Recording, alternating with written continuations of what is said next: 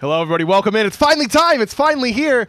It's LAN week. We got a special edition of Esports Weekly for you here. We're going to go over what you may have missed during the spring split, what you can expect for this Masters LAN. We'll even have some special guests here in studio. It's part of the allure, the charm of right here. Thank you, Hindu Man. Yes, I'll get to you. A little bit of patience, please. I guess I'll introduce him now. As always, here with me to do some predictions. Here on the desk, I've got Hindu Man and Taco. Watch out. I just nearly killed the desk, you really did. My own power. I'm just getting too strong. I don't realize. I know. We had a whole week off. That was so weird. I'm excited. It's time to finally get back into it, but we're going to wait a little bit on our Masters LAN predictions right off the bat. Instead, let's kind of recap what we saw during the spring split, and we'll start in Europe. Obviously, Rival and Dignitas are here, but that means that Energy didn't make it despite their really great start, and I feel like a lot of fans are probably surprised by that, Taco. I think we called it at the very start. It's very hard to envision a LAN environment that doesn't include Energy, and this is going to be one of the first times in quite some time that these teams are going to have to compete without falling back towards kind of trying to deal with Energy, because the teams always say it every single time. The more you play them, the harder it gets, and now without having to deal with it this time around, I can only wonder who's going to be taking their place. But looking at both Rival and Dignitas, these are two incredible teams. I think definitely deserve to be here. Yeah, I mean, but Energy had such a great start to the year. I mean, they looked really good, but they just fall victim to that triangle of the Obey trap. Yeah, exactly. And then it comes down to that Obey trap. Exactly. It really doesn't know. The main thing to really realize is Europe was a 4-horse race coming into the season. I think everyone looked at Energy, Obey, Dig, and Rival. I should say E United then, but those 4 teams expected to be in amongst it, potential winners.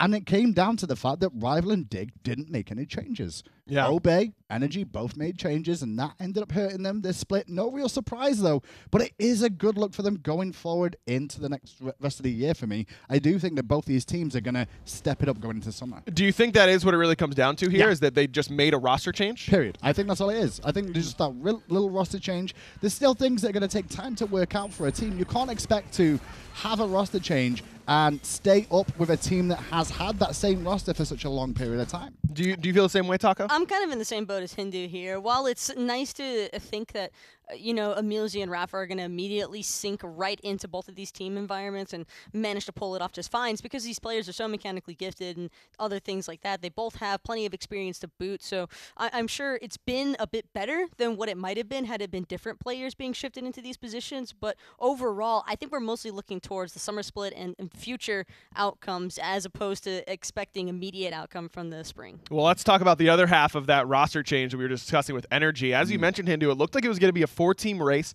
with Obey in there as well, but they really struggled at the beginning of the split in particular. They did turn it up a little bit towards the end, but do you feel like that loss to SK was a wake-up call for them? Because I think that's based on their play, that's the way it felt like. They knew it was bad, but they didn't know it was that bad. Until that happened. And that's no discredit to SK at all, because they played well in that set. But Obey themselves, we expected one of the 2 teams with the roster changes from Energy and Obey to struggle. A lot of people expected it would be Energy with Emilzy going there, but instead it was Rafa joining this team. I think a lot of that comes down to meta changes as well, in terms of jungle support still being important, but the setup from the jungle was a different sort of setup this time around. They weren't setting up as much. They were the killers. They were the murderers. Right. And Twig didn't play that role so much last year. He played the setup man. He played the counter initiation. Now he had to make a change. And with Rafa joining, it kind of made it interesting. And we gave Twig so much credit last year and really were harping on adapting, struggling a little bit. And we said it was kind of meta-dependent. Prime example, right? Those setup gods were much stronger last year. Now this is the adapting meta, right? Where it's just kill or be killed all the time. That's what Kenneth does better than just about anybody in the jungle. And so I think it kind of just makes sense, right? It's the other end of the coin here, Taco, that it's Twig's turn to struggle in an adapting meta. And now adapting made the adjustment. It took until fall last year, but he did end up kind of assimilating and learning how to play that style. Do you feel like Twig is first of all, capable of doing the same, but secondly, is it necessary for him? I don't think it's necessary even for Twig to maybe take up that place as being the hyper carry. I think Twig has always played more to his style of being the utility-based jungler. I think that that's a very good fit for him. He's got a very diverse god pool in comparison comparison to a lot of players out here, and I think that that's also credited to both a lot of player experience and the game modes that he chooses to play. He plays a ton of duel. I think that that does help out with matchups to a certain extent, but also Raffer, I think, probably struggled a little bit more because of the fact that he's been with Energy for years even. Emilzy was with Obey for right about a year, and so that's not the same sort of disadvantages as somebody like Raffer who's transitioning over into Obey, because he had a play style, and it was very obvious when he was on Energy. He could make plays and just expect the team to know when to follow up. There were a lot of moments, I think, during the start of the spring split where Raffer would try and go for those same stylistic of play, and he would come up short because the guys from Obey weren't necessarily expecting it, and there was probably a lot of different factors going into those sort of calls and decisions. It's definitely to do with the jungle more than anything else. Like, obviously, Raffer's used to having an adapting who's very aggressive in the jungle. So having Captain Twig that kind of wants to play the counter initiation a little bit more hasn't worked as well for him, so he's had to adapt to that. And that's the same thing for Emilzy.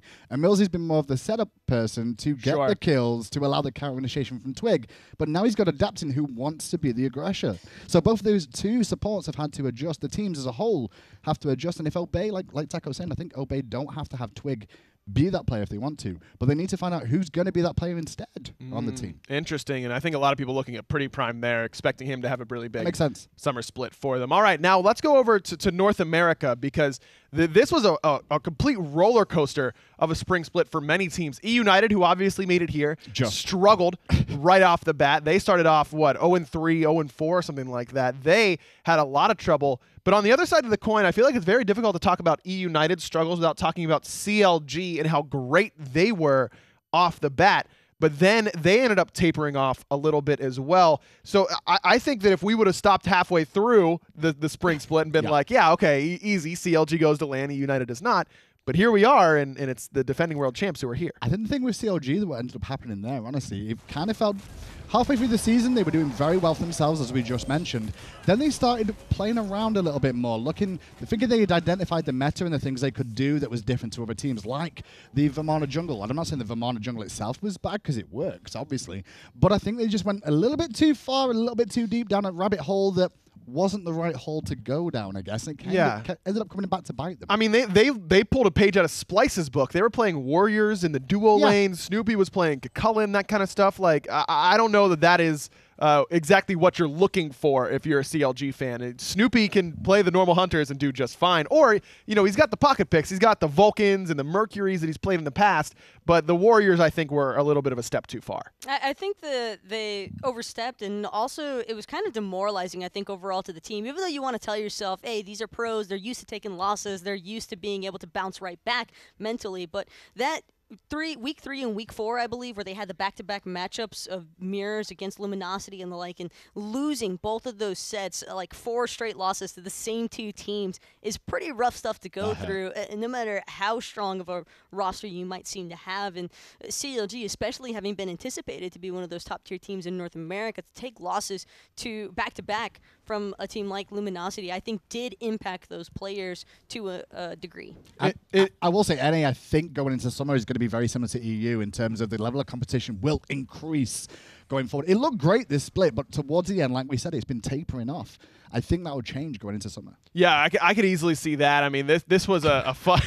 Speaking of fun, by the way, Snoopy and Zap playing a little bit of Ring Around the Rosie until Homie ends up putting a stop to that. This is a team that I think has a world of potential in CLG, and despite their rough beginnings, or rough endings, I should say, with great beginnings, it still is one of those teams that is going to end up having potential to make plays in the summer split. There's no name on that team that you don't recognize from coming to LANs and performing at LANs or even on the world stage.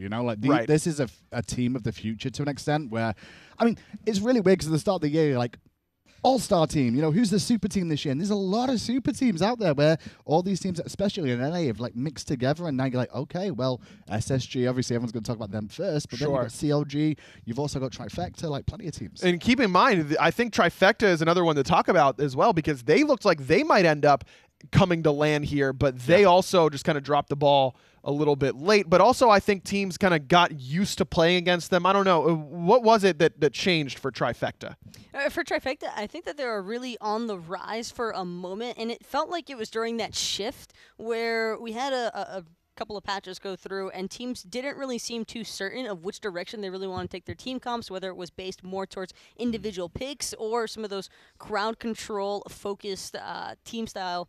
And I think that some of those teams got a little bit lost, but Trifecta were a bit more in sync with each other, and that just led to them being able to work together a little bit better there. I wouldn't even necessarily say that it was like stronger mechanics by any means, as much as it was their game plan seemed a lot more sound than what a lot of other teams were trying out that they had to face, and they came really close to clutching it, just dropped the ball at the end there, like you said. Yeah. Best players overall, honestly. The ones that are going to perform best in the splits are the ones that can identify the strengths and weaknesses of every patch that comes out. The game evolves every single patch. Yes. So things change. And the teams that identify those changes correctly are the ones that are going to come out fortuitous in the long run. The others, they're going to struggle a little bit. And that's kind of what happened with Trifecta and CLG. Well, it was close for both of those teams, and we can actually take a look at our final standings for the spring split in the SPL. So close. So close for those two teams. CLG end up not here based on that plus minus. They take too many games to end up at 6-4 instead of E United. But Splice is one that we didn't get a chance to touch on. 1-9, but only -10. You look at SK, they're -14. Even Mouse at 2-8, they're -13. This Splice team was very close to having a much more appealing record than 1-9, and that's a team in North America I think that you got to watch out for next split. Once they get some experience with each other under their belts, and Cyclone can play the Hunters instead of the Warriors and that kind of stuff, I think the Splice roster could be fairly scary next split. It's certainly one of those teams to look out for in the summer split and future splits to come. And I think we were all kind of calling that from the beginning. Once we noticed that these guys only ever like going to the best of three, all three games, that was kind of when we agreed to the fact of, the best worst team the SPL has probably ever seen, and that their score and their standings I don't think necessarily reflects how strong this lineup actually is. And I am really excited actually to see what they bring out in the summer split, because I don't think we've seen everything from Splice, and I think we're going to see plenty more. SK as well, though, very similar on the EU side of things. I mean, EU, in a nutshell, is a very difficult league, but SK didn't look terrible. They didn't look like the worst team we've ever seen in Europe. I mean, there's plenty of those, Justice, to name one, just off the top of my head, just thinking about any of them. I've seen plenty of them. I mean, come on. Vote isn't even here yet to defend himself. He gets in later today, Hindu. Come on. SK Gaming being the same sort of position for them, they're a growing team that could do better in the summer too, to close the gap a little bit more. I really like it being 6 teams in each region, because it feels like it's a little bit tighter. It does. It really feels good. And on the other side, the minor league also with 6 teams, but there were 2 standout teams, and they're going to be here at this SMITE Masters land. We'll start in Europe with Insignum. These guys stood out to me right off the bat. I mean, Death Panther went to Worlds last year. You expect him to play well, and he, I think, still somehow exceeded expectations a lot of the time with how well that he played. But everyone on this Insignum roster, Lasbra, of course, looked great. Half Devil's return to competitive has been really fruitful. This is a really fun team to watch. Those 3 names, though, specifically, Lasbra, Death Panther, and, of course, Half Devil. Hearing those 3 names, when I saw what was happening in my league, I'm like, well, it's no real surprise there. These 3 guys have been around the scene a while. Not to mention that Lasbra has probably been wanting this moment for quite some time already, having been the Dignitas sub for so long. It's not uncommon for him to be headed towards LAN. He's been flown out here multiple times, but to come now as a competing player, that's a whole new level of excitement. Oh, it really is, and I'm excited to see how he does, and I think he's going to really lean onto Death Panther here, because like I said, he just went to Worlds. I mean, this dude has had multiple really, really solid LAN performances, and I don't know that we've seen him play a Hunter yet in the mid lane. Even when others are, that was the knock on him, right? That he only can play Hunters. Knock. He's played mages all year and looked great doing it. And then look at Mouse Sports this season and look at how they've been drafting. It's been a very similar tale there, where they didn't give Big Man Tings at the start of the season any sort of mage in the mid lane. They tried to run other things the whole time. So a lot of the knocks towards Death Panther, the times we saw him on the majors, he didn't look great.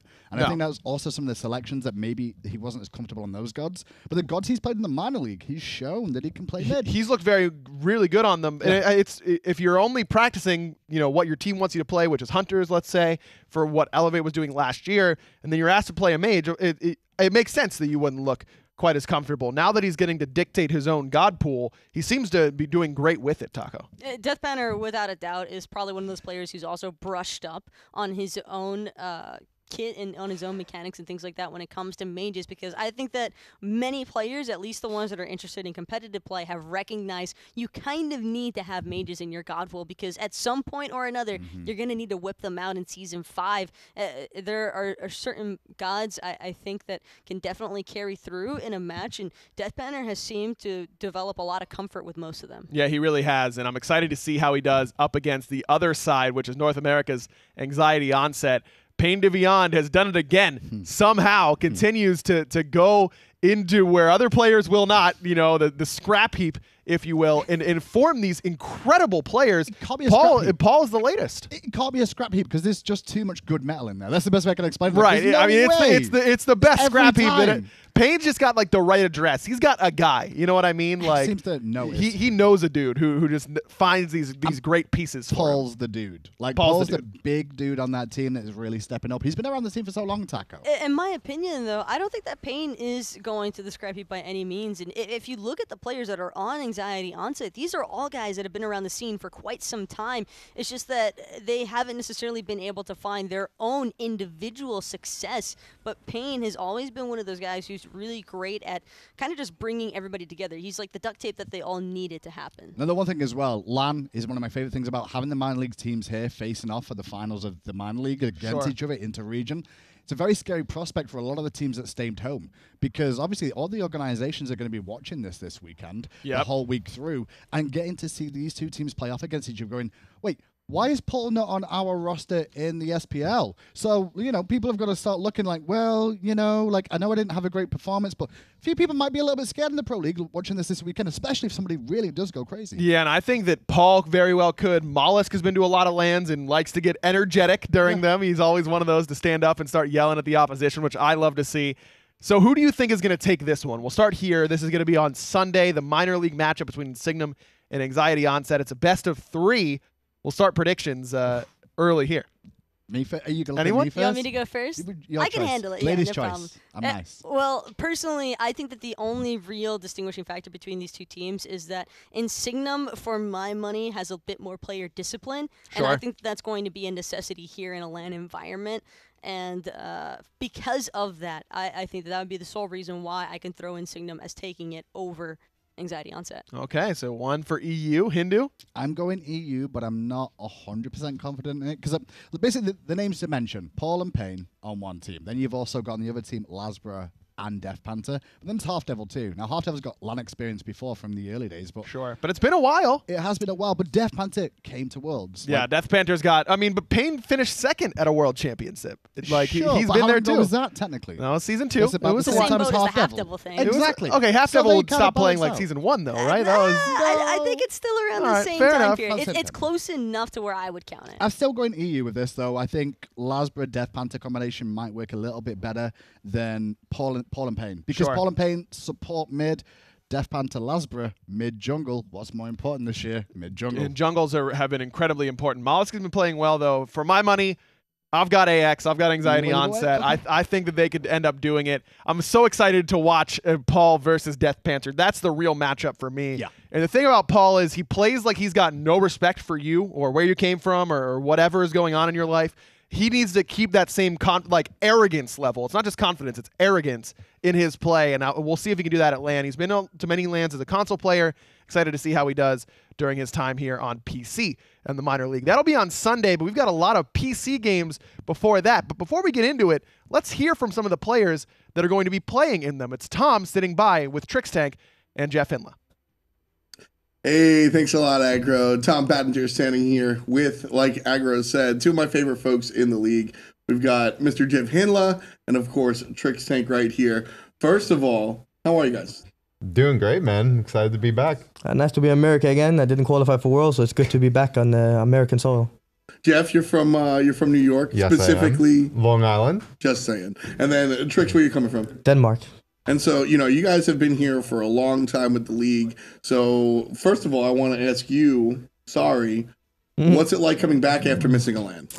I mean, basically, the only LAN me and Cuberford have ever missed is Worlds, and we've done that too many times now. But so that's probably Worlds is the one you don't want to miss. Like it's actually the one that makes you the most depressed. So I think if we didn't miss this LAN, it would be all right. But the Worlds is like just really depressing overall. So it's never fun.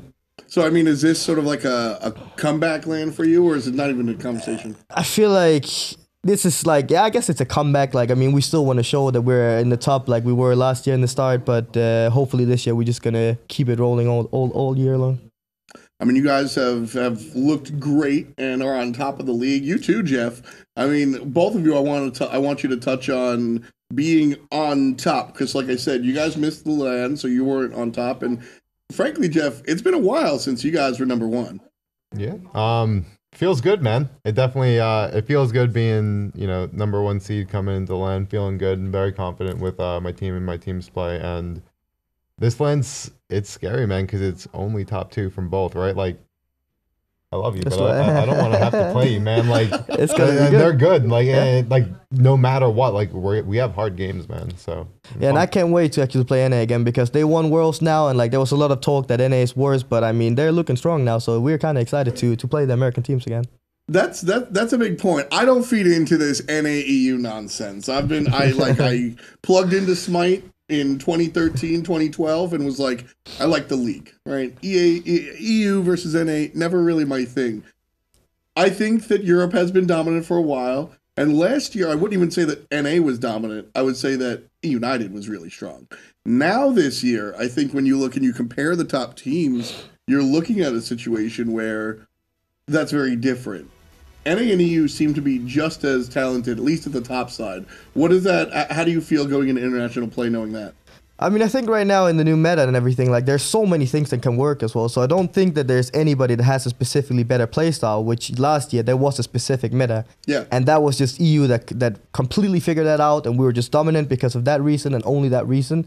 This year, it doesn't matter if we have different playstyles. Everything can work if you played good as a team. So I mean, I'm kind of excited to see what the Americans have up their sleeve, but that's gonna be exciting. I definitely, yeah, you can basically play anything in most of the roles, and if you're playing it well, you can drag it to late game, you can play it early, you can play mid, you can play for objectives, you can play for kills, you can play for towers. There's a lot of different ways you can play the map right now, but I'm pretty sure after this LAN, no matter who ends up winning, that's gonna be like, this is now how you play SMITE. Yeah. I think everyone's kind of in a free-for-all right now. Like, this is good, this is bad. There's a lot of different styles, like you said, but after this, I think that's going to change. Well, that goes to a direct question then. Is there a correct way to play, quote, unquote, or do you think it's whatever your team plays best?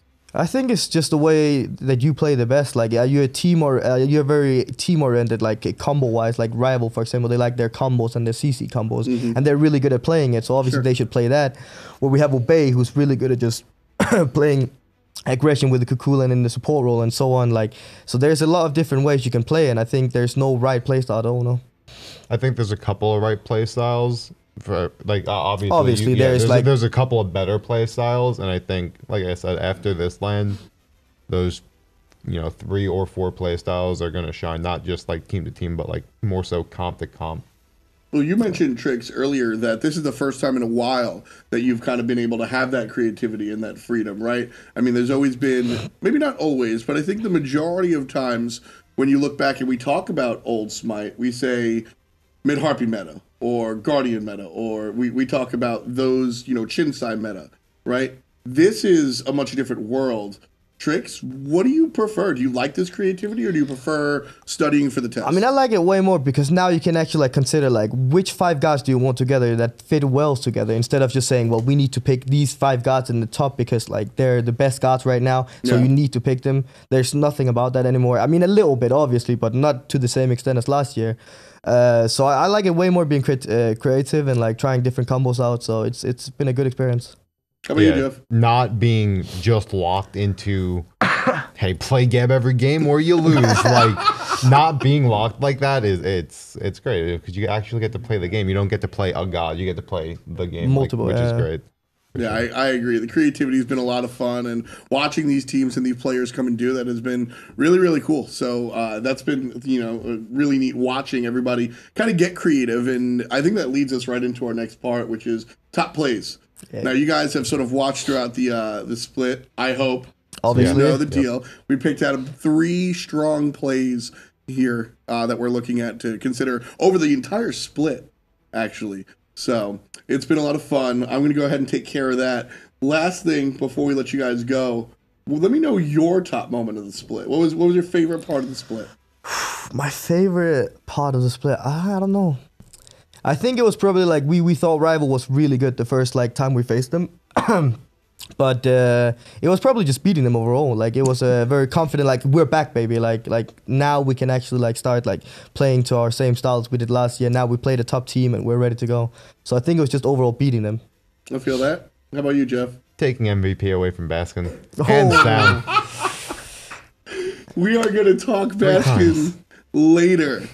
But right now, that is Jeff. 3 times he took the MVP away from Baskin. Anyway, thank you so much for joining us, Jeff and Trix Tank. Supports for their respective teams, Space Station Gaming and Team Dignitas. Anyway, like I said, that leads us right into our next part. We selected 3 plays over the entire course of the season that have really shined above the rest. So let's take a look ASAP and see where these guys have landed. Sitting at number 3 is a really nice look from a mid laner. Nice shots coming out from Wolfie, and this one's all about the triple kill. And what really impresses me here about this one is the positioning. I mean, he's just hanging out in the back the entire time, tossing out the battle heal, and then when the opportunity arises, just smacks it down the middle, and then continues to walk forward for that last shot, which is really entertaining. But just joined here by Trix, and he said if I didn't shout out his teammates, I'd be in trouble. So Zeros also crushing it. 100% nice stuff. Again, we see the Raw come out, this time with the NA skin. And this is Zero's this play matters so much. Look at what's going down here. Just has to defend the Titan. You know what, Trix, you're off camera, but how big was this play for you? I mean, we still lost the game, but we had some hope after that, to be fair. Like, when we defended the time, we're like, maybe we can come back. Like, we have the Raw late game and everything, so maybe we can come back, but it didn't work out for us. But it was pretty big play, yeah, for sure. Really, really important one there. Now, the best play of the split here at number 1, the quadra kill. Got to be impressed when the guys bring all this stuff out. And I mean, right here from the Hunter, just watching Venenu crush it here. This one actually turns into the quadra kill, like I said, and this is all about that fire giant fight. So either to jump and chase one down here, and then what I like is how he turns right back around and knows that I got the runaway kill, but I've got to finish this one up, and just fires it through traffic. There's 2, jumps over the wall, gets 3, and then was mistimed, but he didn't mistime it. That's 4 for Venenu on the Uller, who has looked really, really, really dope.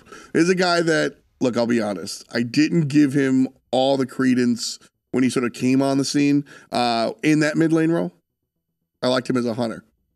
I want to play the hunters in the mid lane. I guess you're giving me the best of both worlds there. Anyway, we've got predictions for the Master LAN coming up with something in just a little bit. I'm sorry about that one. Messing up here on the live show, as always. But fine stuff coming out here from the Ratatasker as well. This is, the top fail. My mistake, folks. I'm really messing it up here. This was the top fail of the season. Weekend winds up with the almost pentakill. He gets 4 shots and then Clout steals it. Welcome to SMITE, folks. That's how that one just goes most of the time. At least that's how it winds up in my games. I've been playing for, I think, 4 years. 2 pentakills in total. Shout outs to me. Anyway, we've got those predictions that I promised just a moment ago. Aggro leading stuff on the desk. Thank you very much, Tom, for giving us a head start on our top fail for next show. Anyways, thank you again to Trix Tank Live shows, and Jeff Hindla as Live well. shows. Did you realize that we couldn't get the full sex tank? No, Barrow wasn't here, but we still got a tank alongside the sex Jeff Hindla. It was just of the Trix variety. 2 supports as well, which also works out well. 2 of the longest standing supports in both Europe and NA, to be fair. Although, those top players, 2 raw plays, and no Baskin. All mid laners, no Baskin. We're going to get into Baskin later on. How can we not talk about the LeBron James of SMITE? I mean, whoa, come are we that far along with him now? Woo. I just think that's That's a a hilarious there. comparison to me that I think is great. So I'm going to keep rolling with Okay. it, even if maybe he doesn't like it or other people don't like it. I think it's funny, so I'm going to do it. Let's get into it then. We delayed long enough. The bracket for your SMITE Masters LAN. If you haven't checked it out quite yet, we're going to start off. This is a double elimination tournament, so despite whatever teams lose, they will fall in to the losers bracket. But we start off the day on Wednesday with a bunch of those international games. There you see the losers side of the bracket. We could explain this a little bit easier. My favorite forward. thing is that if you lose, every team gets to play and lose twice. Yes. That's basically all you need to know. If they've played one game and lose, don't worry, they're not out. But if they lose again, they're out. So Oceania, 2 games, go home. Wow, Graham, I guess I don't have to ask for your predictions for their matchup up against Dignitas. If they win, I'll be very happy for them. Sure. We'll talk about that in a minute because I think that we should just go through these pretty quickly for the international games. Sure. Number 1, Rival versus Mashu Boys. Rival coming in as the top overall seed here. This is Rival all the way, right?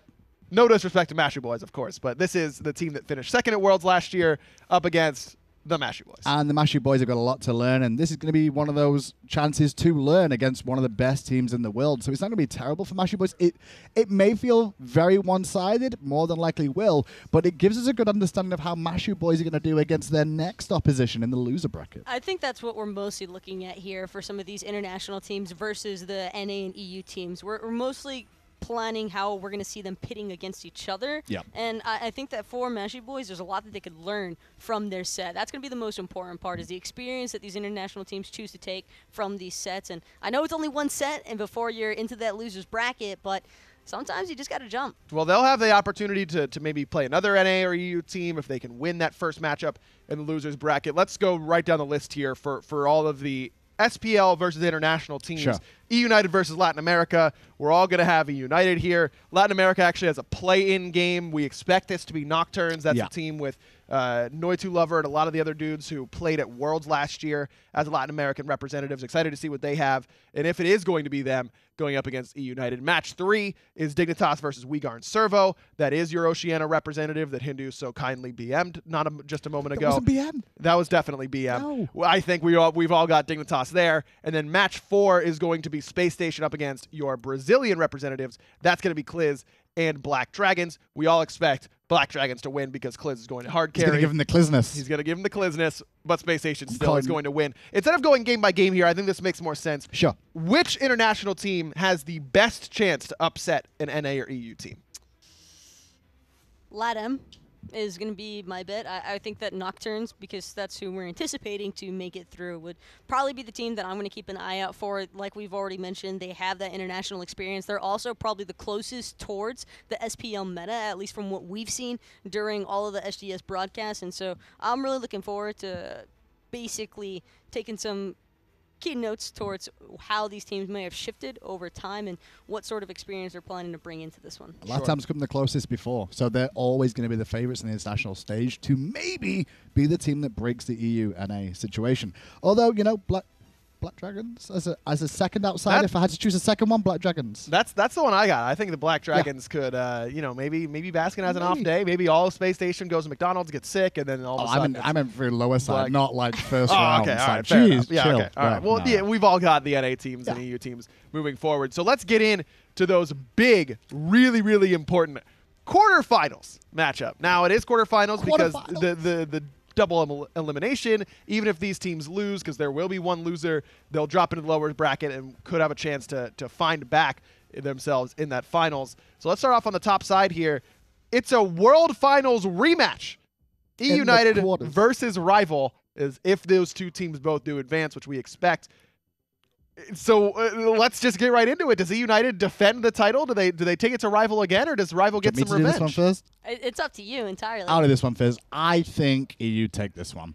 I think Rival have looked better than E-United at the start of this year, and I think Rival have got a point to prove. They want revenge, and that's going to be the big key. I think that's going to push this over a little bit more. So E-United not going to be as worried, I think, but they're still going to come prepared. I think it's...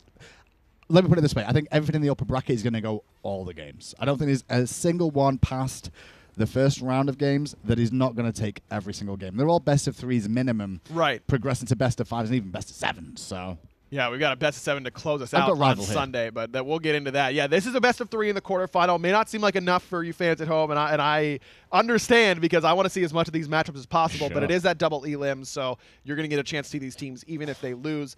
Taco, do you think Rival get revenge up against United? First and foremost, I want to say that out of these 4 representatives from the NA and EU SPL, I think that any of these teams could realistically take the set away from the other, and that I don't even know if I can necessarily classify anything as an upset even when these teams are playing off against each other, because there's just so much talent between all of the teams that we have representing North America and Europe. But in this particular instance, I do favor E United to take it over Rival and send Rival into that losers bracket. Wow, okay. So, Hindu, you said you've got Rival, correct? Yep. You have. I personally have Rival as well. I think Rival's going to get some revenge in the quarterfinals. They've been running so hot recently that I just feel like that's going to be a really tough task for E United, who took a little bit of time to ramp up, but they are looking really, really good as of late.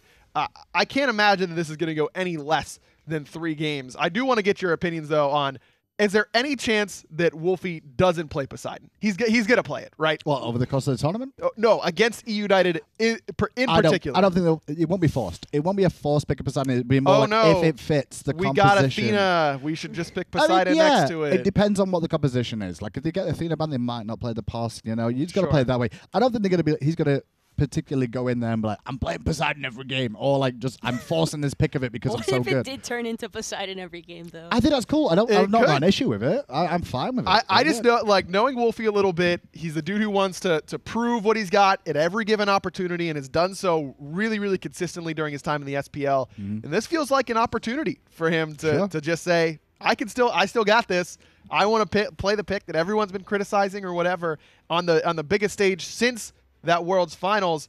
That's I think that he'll play it, and I think that he'll do well on it. So on this desk for the predictions, we've got Rival, E United taking this quarterfinal matchup of the World Finals last year, by the way. Completely crazy. Next one, the other semifinal would be Dignitas up against Space Station. What a boring second. Oh yeah, final, what a yawner that one's gonna be. Dude, Zeros versus Baskin, Cubo versus Andy, Arkil versus Bera. Like, it's gonna be the interview that we just had, Trix and Jeff. Like, you can go down the line. Even Aquarius has played so well. How's he gonna be able to fare up against Variety?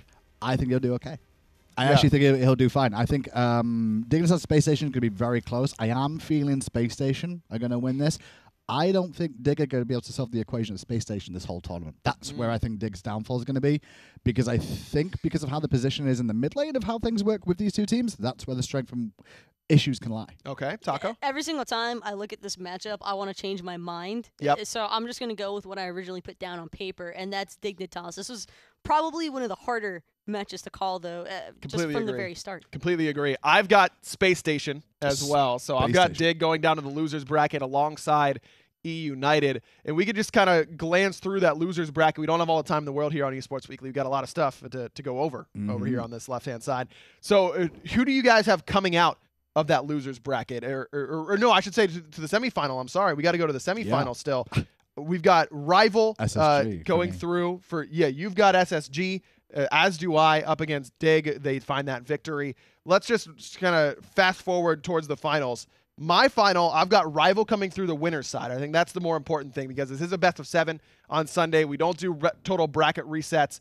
I think that in that best of 7, whatever team comes out of the winner's side has like 1 game advantage. So who do you guys have that 1 game advantage? For me, going to the finals is Rival. They will make finals from the upper side. That's what I've got as well. I've got E United from the top side. Wow, E United running the table, maybe defending their title. So who do you guys have in that meeting them in that final? I've got Dignitas beating SSG in the losers finals, and then it's going to be a Rival Dig final. What about you? I've got United versus Dignitas, so Dignitas will be who they're matching up against. Okay. Well, I've got Dig versus SSG in the lower half of the bracket, and SSG beating Dig again. Wow. And then it'll be SSG beating Dig twice? And then Rival versus SSG in the final. Rival take the final.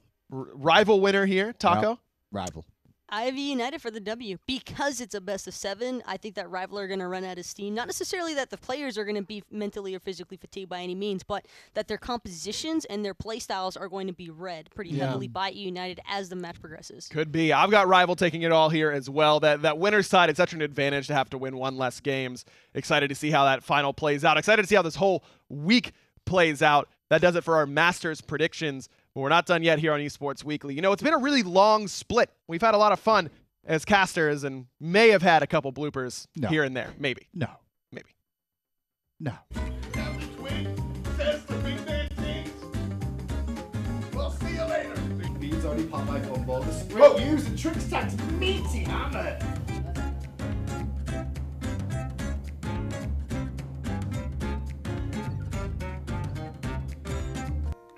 Hello, darkness, my old friend. What they just had happen to them as well, so we'll see if they can come back in. I mean,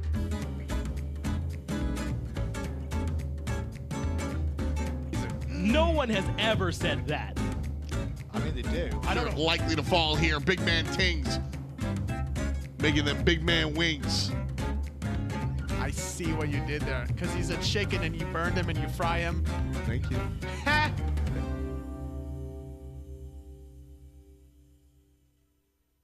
There's a black screen still here. Hey, there you are. What's up? It's us. What's up, me? Finch and F dot. F dot and Finch. Did I do it wrong? Did I do it backwards there? Yeah, I come first. It's F dot and Finch. What's up, man? I don't know if I've ever heard that to be true under any circumstances, but yeah. I made that's- it back. Nobody wants aggro here. You know what's Yeah, we funny? were keep it on this. No, We yeah, don't we're even doing go this. over This to is our Ryan. show. Yeah. This is our What? show. What do you What's mean? up? I know he's Oh. the host in quotes, which means he sits at the first chair. But keep it on. No, the come F dot come and back Finch here. show. Come back here. Yeah. This No, was you don't sick. need to go. You don't need to go back there. It's totally fine. I wasn't here because I made a run to get a headset piece, and then I didn't even have the right head. I didn't have the headphone jack for it, so I made that. I missed it for nothing. I'm sorry. So guys. welcome back to F dot and Finch. Welcome back to F dot Finch Zero and errors. Aggro. One error. over here I'm gonna keep score as now. Well, Well, we're lining up for the top fail of the week, right? perfect. You and me, baby. Let's get it right there. That's what it's gonna be. That's messed up. Let's get right into it. Our community segment for this week. We asked you guys at home to send us your predictions on what was coming in for your Masters LAN, and we had a lot of responses there. So thank you guys for that. This we got one Cliz. That's winner. Cliz. You think Cliz is gonna win? I'm rooting for Cliz. Well, I mean, if you saw that bracket, there's not even really who cares. It's Right, the who other cares? teams, right? I think, and then Cliz makes all the way through. So I mean, yeah. let's go Cliz, right? I think that's Yeah. Let's go Cliz right there. We've got another rival victor Yeah. as the predictions. Rival ends up kind of being the favorite for a lot of the community. Are you guys on that same train? We just did our predictions there. Do you think are you guys on that rival train as well? I'm not on the rival train, but I understand why people are. Sure. This squad came out runner-up at Worlds and certainly showed off more. They looked like a team that lost at Worlds that didn't necessarily need to lose. Sure. A lot of times you watch these championship finals and you go, there was a clear victor here. Now, United took home the trophy and won, and I'm taking nothing away from them. But look, if there was another set, rival might have won. Yeah, they really could have. And you think they'll get revenge here this week? You think they got it in total? No. Cool. Finch? I do. I put my bracket out already, so everyone's Yep. already saw. But I have Rival at the end with E United actually, so I do predict that Rival would win. And I've been kind of working on stat sheets for us and looking back over it. I mean, Rival has not finished worse than second at a LAN since this tournament last year, Masters. That's Yeah, correct. how consistent. They're the most consistent team across that span out of everyone. It's insane how good they've been. So I think it's just at a certain point, it's just safe to bet on them. Yeah, that's a great point. And speaking of betting, we kind of do a little bit of that here. Well, I place my bets on who I think is going to win beforehand, and then you guys usually disappoint me. We're going to do a little bit different here. We still got our meta discussion that we're going to get into. You two can argue it out. Instead of the lightning round, though, we're going to have a couple special guests join us through the lightning round. But we can still get into our meta discussion this week, which is going to be the LAN meta overall. We always see these develop at these sorts of events where teams will start to prioritize picks that we weren't really seeing during the spring split, maybe different starts that we could see, itemization, god picks, whatever it is. What do you think is going to be the defining thing about this Smite Masters LAN? And that's very broad, and I understand that, but I want to know what you guys think is going to be the determining factor for whatever team takes it home. I've got a really big take on this, Okay. so I want to give it to Finch first. No, that's fair. And I think that, and you hinted on it, the biggest thing for me in this LAN is going to be adjustments. And I've been sitting with the pros, or talking with them a little bit already, and just from what we've seen, it's a long tournament. It's double elim brackets. So we were going down to losers. It's how well these teams are adjusting through multiple days that's going to be the real big factor for me. You know, you've got like Space Station, their cards are kind of on the table, right? Baskin's the best player. Will do other teams keep letting Baskin do whatever he wants, or do they try and shut that down? You know, that's one of those things. It's how well they adjust to that throughout the LAN, determine what the winning factor is for each team and what the response is. It's long sets, tons of sets, so adjustments to me is going to be the big thing. Interesting. Tom? So for me, I think that this LAN is going to be a continuation of what we've seen in Season 5. Season 5, you heard the interview over here before, Trixtank saying, look, there isn't a real set way to play. Sure. You just kind of play what you're good at, and that will make you better than the rest of the crop. I think this LAN is going to be a continuation of that. I think you can look at Sobek. I think you can look at maybe the healers as being surprise picks, just so I check your box real quick. But at the end of the day, I think that we're going to continue to see this experimentation. I don't think I necessarily agree with Jeff, who said, like, whoever wins kind of sets the blueprint for the season. Sure. But I do think that this LAN will still be experimentation, especially when you give into the fact that there's a double elim process. Okay, well, that's all fine and good, but we're here to get into the nitty-gritty of it. I want a prediction on what that experimentation will be, whether it be a pick or a style. Do you have anything for us?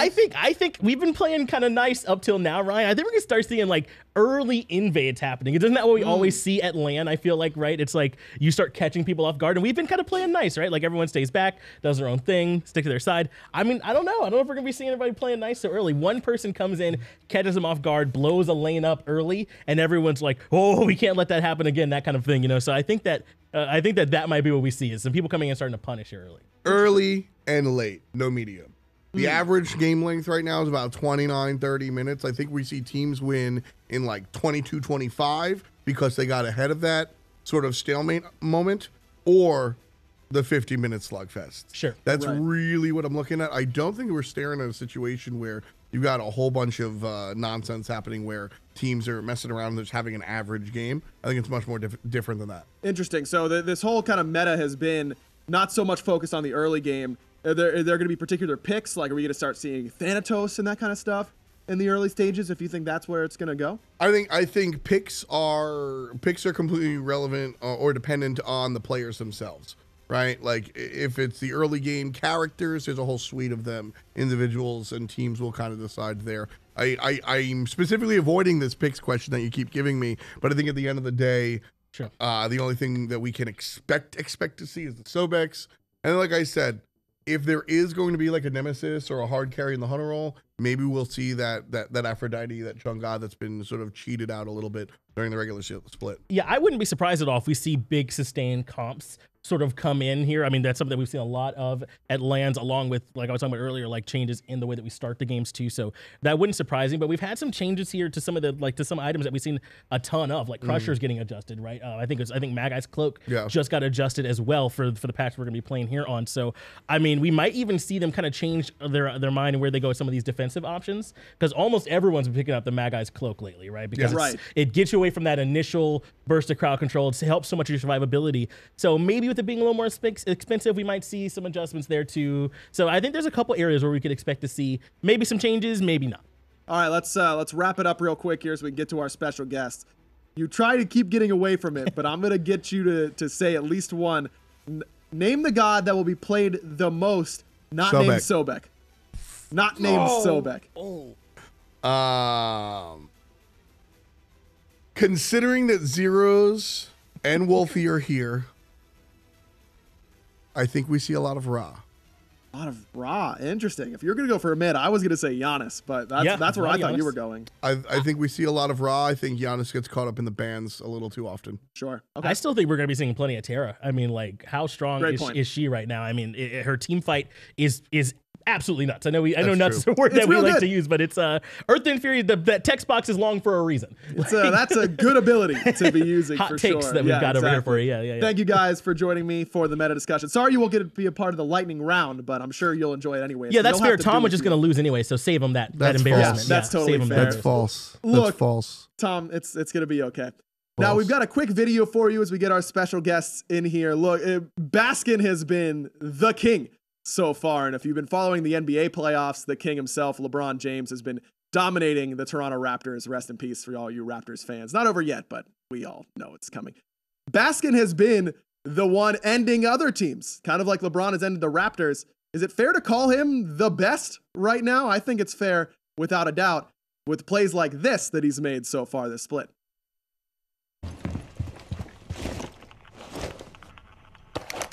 Underhouse Killer Keemstar. Let's get Roy into the news. The news is, Baskin is a god.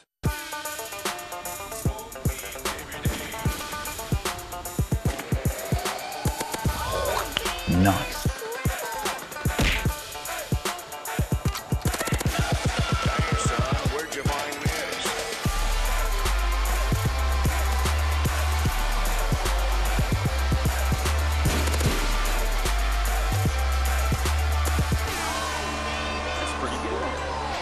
I came here to eat ice cream and kick ass. And I'm all out of ice cream.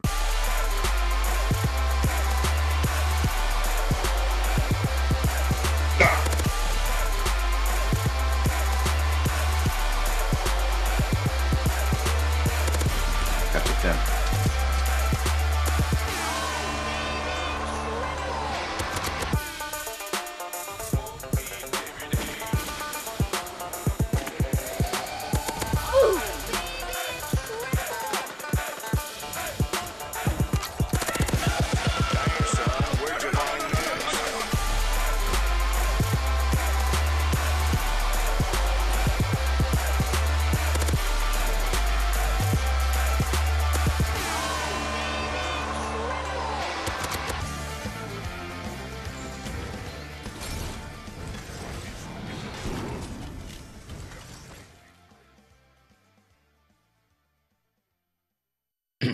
Shout outs to Joe McKenzie, our resident meme master for that video. A great one from Baskin, who's kind of a beast when you watch how well he plays. Speaking of beasts, I'm joined by a couple here now on the couch. We've got Polar Bear Mike, support for defending world champion E United, and Wolfie, the defending runner-up at last year's Worlds. I'm sorry. You're welcome for the money, by the way. Thank you. Appreciate that. Thank you guys for bringing on. Look, we just had a fairly serious meta discussion, but Mike, I tried to make you do this seriously, but you were like, I'm just going to troll anyways. So I guess that is literally I'm the going exact to troll opposite. Regardless, so I may as well just evolve this right off the bat. You know what I realized when prepping for this LAN? That we do a lot of work to know you guys and your player tendencies and what you guys are like off the field. But how much do you know about the casting team? That's my question. So I have prepared a couple questions about each caster that I want you guys to answer. If you say, I don't know, I immediately give you negative 10 points. Can I say that you're an egg? All right. Wolfie gets negative 2 points to start us off here. So PBM with a 2-point lead Started well. to start it off. Okay. We'll start with Taco. We'll start with an easier one. What is Taco's favorite color? Let's go with purple. Purple. That is absolutely incorrect. She hates purple. So no points for Mike. Black. Black. No. Okay. Mike's actually closer. Point for Polar Bear Mike. Wolfie, no, it is green, which is actually my favorite color as well. If you would have known that, then that would have been 5 points. That's my favorite color too. We don't need to know. All right, 2 points for Mike because it is also give me that, Mike's dude. favorite color. Let's go. Yeah, exactly. Next up, Great, Finch dude. is convinced that there is one band greater than any other band in the history of music. Do you know what band that is? He talks about it all the time. He's obsessed with this band. Not important. It's not important? Nope. I got no idea. All right, negative 5 to Mike because I said saying I don't know is automatic negatively 5. I had no idea that you said that. Well, yeah, I said it. So you're supposed to do negative 5 Honestly, again. I'm going to get negative 50 by the end of the show. Are you guys just trying? Wow, I tried to troll you guys. I'm trying to get here negative 50. That's the well, too bad because your answer was my good. Rival wristband, oh, dog. really? Like, that's it doesn't matter. That's all I'm about. See, it's like he's supporting rival. Yeah. That's the reason. Yeah. I'm supporting him with I'm the actually money. trying out for coach after this LAN. So. Guys, if you could just let me finish my question. If I could just if you could just give me 1 second to actually just let me sure that I can get the question out. It's Fallout Boy's the answer, but Wolfie's not important answer is actually even better than that. So I'm going to give 2 points to Wolfie there. All right, next up. You know, I know that this is easy for you, Wolfie, because I had a career as a Xbox mid laner, and I'm sure that you watched all my old games to get some tips and understand what was going on. Yeah. I went to a couple different LANs as a player, and where was the first LAN that I attended? I'll give you a hint. It was not Atlanta. It was not here. DreamHack. DreamHack where? I mean, that's not right, but I'll let you. The location. Valencia. Is what I'm looking for. No, I wish I would have gone to Probably Valencia. not. MLG Columbus? I did go to MLG Columbus, but that was later on. Damn. 10 points for Mike to knowing my pro career. It was MLG New Orleans that went to it's first. simple. Like, you watch Andon Stir season 1 to learn jungle. You watch Right. aggro to learn mid. I mean, just Like- two and I two, like through just the goes question. together. Right. You're there as a caster, but like, I Yeah, didn't know I what to mean, say anyways. The player tendencies, you got to know those. We're gonna get into that with Yeah. Anatoly a little bit as a little preview. So well done to Mike. To know in my career, definitely brushed up on it, as you should have. Let's be honest. Of course, yeah. So everyone knows Hindu Man is Kind of like a savage. kind of right? like a savage. Yeah. Like it's kind of his thing. People just know him as a savage guy, right? Also likes to gamble. Of course. A gambler, if you will. But do you know his shoe size? Go with 13. 13. Wow, Mike thinks Hindu's got some big feet. Dude, that's my foot size. I feel like it's pretty similar. Wow. Okay. I feel like You we got should be some- pretty you got some similar. big feet, Mike. I'm rocking like I got big 10 and a bricks. half. I got Let's big go with bricks, 11. dog. 11. 11. 11's pretty close. We'll give the point to Wolfie. It was 9.5. Hindu Man's What? actually rocking some smaller kicks. That's okay. That proportionally shouldn't be working out that way. It's working out for him so far. He's darting all over the place, yelling at this person, insulting that guy, being a savage, just doing him, general yeah. Hindu Is that stuff. 1 point for me? I'm doing poorly here. I'm Yeah, supposed to be 1 on point for minus. Wolfie. Yeah, we can Maybe give him we can- 3. No, can you go minus? Minus? No, you will be more wrong next time, and you could be minus. All right, Wolfie, Whatever, man. don't worry about it. 7-1 so far. PBM running away with it. I dropped my rival wristband. That's man. far. Oh no, rest in peace, the rival wristband. Whatever. Getting towards the end here. F Dot, he likes dogs. Everyone knows that. But he has 2 dogs living at home in New York. Do you know their names? Oh no. I should know their names, dude. You should. That's I've messed seen up. so many pictures over the years. They're cute dogs. I feel like they're my dogs. All right, well, I'll give you a hint. One of them has a really, really great name that I particularly like Aggro. a lot. It is not named Aggro. Supposed to be like that. It's not. It's not named Aggro. Well, that's unfortunate. Why would you then. name a dog Aggro? That wouldn't be a very good dog name. Is the You name would. Bailey? The name's not Bailey, is it? It is Bailey. That's Goodness, is? I'm just That's too a point smart. for Mike. Just too, 1 point. Give him 10 at least. Yeah. all right. Are you kidding? 10 points for Let's Mike. go, dude. That's only one. There's It's a another one. blowout. Goodness. Jamie it's is getting F Dot's nasty. other dog's name. Wolfie loses 5 points because Yes. he wants to. We're going I don't to. know. Oh, that's Trying to help him hear. out. All right. If you can get this last question correct, though, Wolfie, I'm going to force you to win. So make sure that you get this right. I'll or try to get it wrong. Wrong. Yes. Okay. Anatoly, a storied SPL career, has been fantastic. around forever. Mike, this should The be innovator easy of the for you. Transcendence Wukong belt. Exactly. That's the big plays. But what god did he play the most of in the SPL? What god got the most plays? And I'm going to be honest with you guys. I didn't look this up. I think it was Raw.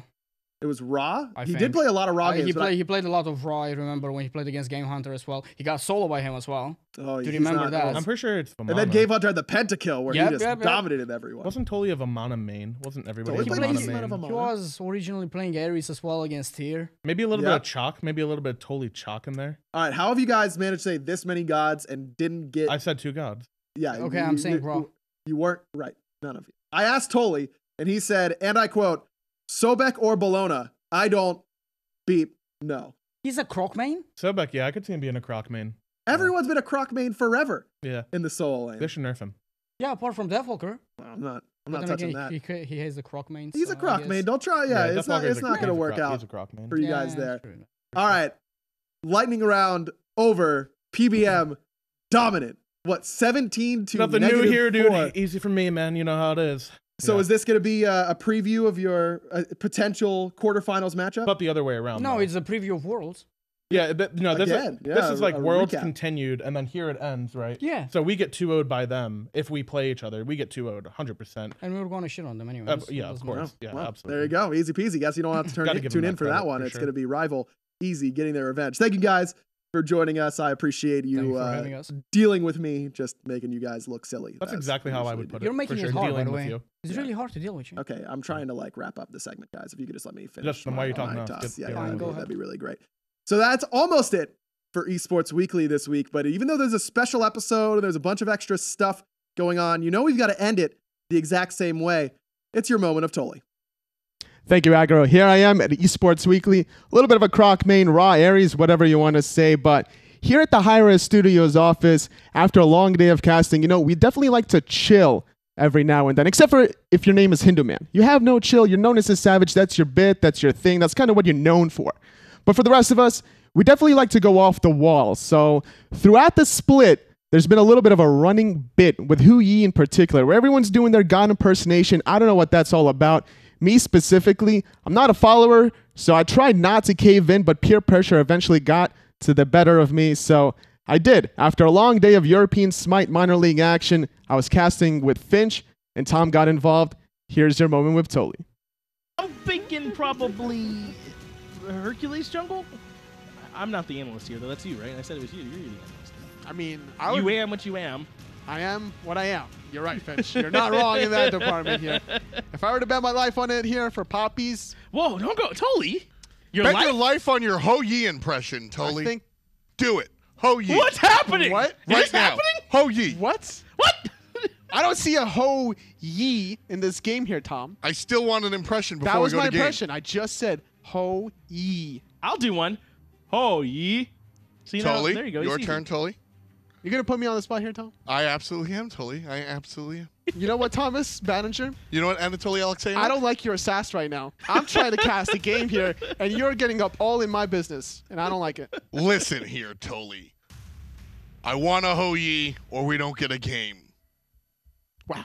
It's pretty serious. He looked very serious. I'm a little worried here. It's serious business. I feel like you kind of have to, Toli. All right, I need to do my magic here. Okay, yeah, let's let Toli prep for this one, ladies and gentlemen. Okay, first things first, between Poppies and Optimus Gang, I need to see something. I need to see some Ho Yis on the screen first before I do it. I need to get the magic and the aroma here going here. I want to see I need a reference. You know how artists, they need to kind of see the thing so they can do it. So that's what I need to see here from the picks and bans. Potentially, maybe we can get 10 Ho Yis on the side here. There's look at that. That's basically one Ho Yi. Yi. Oh, you're getting some Ho Yis. There That's you go. Look at all Ho that. Yi. That's 3, plenty. Toli, you kind of have 4. to now. This is a lot of effort they put in. I'm gonna need some more Ho Yis. You kind of have got to do it now. There's a lot of suns that's about to be Oh no, running down. you've made your bed. You got to lay on this. Look at all these Ho Yis. Look at this. Oh man, that's a lot of suns running down. Ho Yi. Ho Yi. Toli, right now. Go for it. There's one more. There's still a Saket there on the table. I need to see that last and final 10th Ho Yi before I do it. All right. Well, that's going to be it. And the Ho Yi impersonation, okay, you guys did it pretty good, but you know what? I'm going to do the Ho Yi. Going into game number 2 now. Optimus Gang up against the Poppies.